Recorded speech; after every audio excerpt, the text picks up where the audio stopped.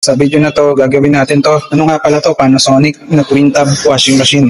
Pag nagwawash ka, tumatapon pa rin yung tubig. Tingnan natin kung ano nangyayari ba. Higyan natin ng tubig. Kahit nakawash na, tumatapon pa rin yung tubig. Pero mahina lang. Pero habang tumatagal, mauubos yung tubig na yan. Drain muna natin yung tubig. Bali ng sira niyan dito. Makikita natin kung ano pwedeng sira yung goma o may dumi na pumasok. Ayan, tatanggalin natin to. Yung mga tornilyo na yan. 4 na tornilyo.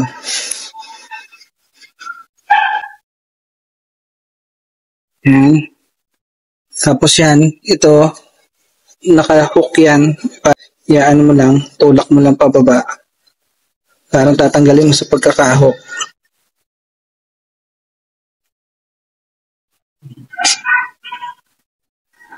Ayan, tanggal na.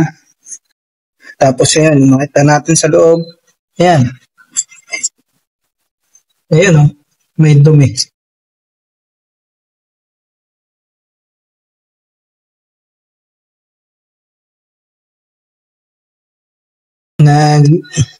Washing sila ng basahan kaya yan yung mga dumi na pupunta sa drain.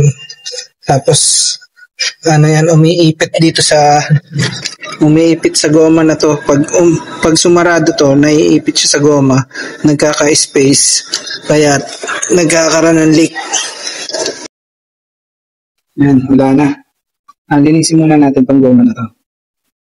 Yan, linis na natin to, itong goma niya. Ito yung nagpipigil ng tubig para hindi tumapon dito. Tapos pag hinila dito, bubukas yan. Kaya tatapon na yung tubig. Tapos ito pala yung nakuha natin, nakabara dun sa drain. Ang dami kaya naglilik yung tubig eh. Yan, balik na natin to. Yan, paganto siya. Yan.